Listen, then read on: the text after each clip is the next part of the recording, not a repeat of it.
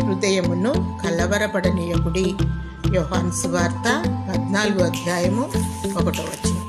ప్రభువైన యేసుక్రీస్తు వారు కల్వరి శిల్వలో రక్తము కార్చి మరణించి 3వ నాడు లేచాడు. కాపరిని కొట్టగానే శిష్యులు చెల్లాచెదురైపోయినారు. శిష్యులు ఒంటరిగా మిగిలిపోయారు.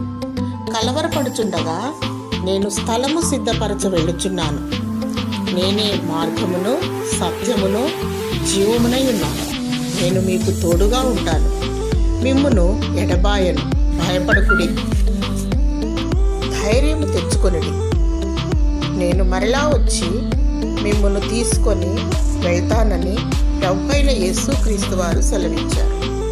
నీవు కూడా నేటి కాలంలో భయముతోనో విపత్తుతోనో వణుకుతోనో అధైర్యపడుతున్నావా?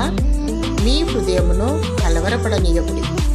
దేవుడు మాట తప్పనివాడు, నిన్ను కరుణిస్తాడు.